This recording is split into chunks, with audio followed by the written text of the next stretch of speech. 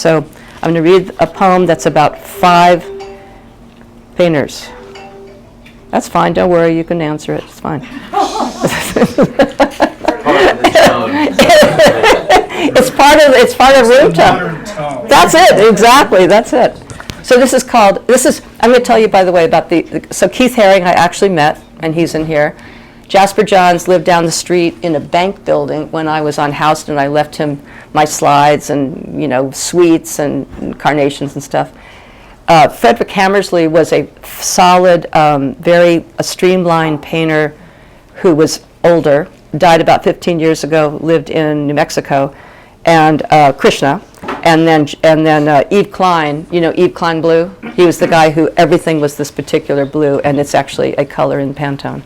So anyway, 5 different painters' lines. For Frederick Hammersley, my painter has a giant in him. He is all filled in, and his flat planes carry me softly, like a wisp caught in the stove. Frederick has several likenesses, like snowflakes and cacti, like rolling bedrooms. For Jasper Johns, my neighbor has a bank in him. He is standing nearby, and he carries me like a sandwich to an audience. Johns has several likenesses, like intelligence, and the flag, like impatience. For Keith Haring, my friend has a generosity in him. He invited me inside his apartment, and his red, blue, and yellow walls carry me like a key lying next to a rose. Keith has several likenesses, like aids and glasses, like Peter Pan flying away. For Yves Klein, my idol has a chemical blue to him. He had an opening, but wasn't there. And his friends drank the whiskey punch and carried themselves home, lying down to sleep. Yves has several incarnations, like the blue they all peed, like a 70s happening to them in their homes. For Krishna Kulkarni, my mentor has fingerprints in him. He showed me his whispers and birds, and his outside and inside life carry me like lunch he would make.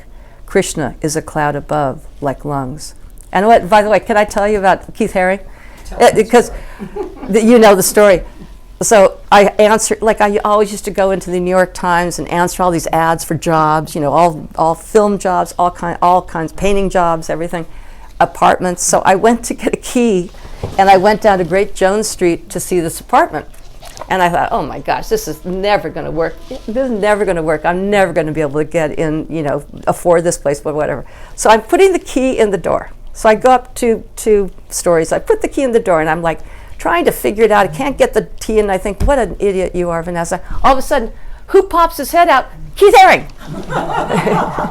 And he says, what are you doing here? And I said, well, they gave me the key, and I'm looking at the apartment. He said, and I said, oh, I'm so sorry. Am I here the wrong time? He said, oh, come in. So his house was just all solid colors, all these incredible artworks on the floor. He had a blue bedroom, a yellow living room, and a red kitchen. He couldn't have been nicer. We had tea, all this stuff. And I said, I knew I couldn't afford this place. And so he said, well, in 2 weeks, maybe come back. Guess what? I go back to the real estate office. I'd gone to the wrong floor. It's the wrong place. So anyway, it was so nice because I got to meet him. Anyway, I want to say one thing about paper, and Karen knows this. When you're making notes for things, like I realize I must have 1 million pieces of paper, gum wrappers I've written on, menus, all this stuff at home, and I really have to keep things, because then I keep all the visual reminders of what happened around those things. And Richard Branson is one of my idols or heroes, because he talks about taking notes, and he had learning issues, and he said if you write things down, you'll remember so much more. So I really like that, and I like him.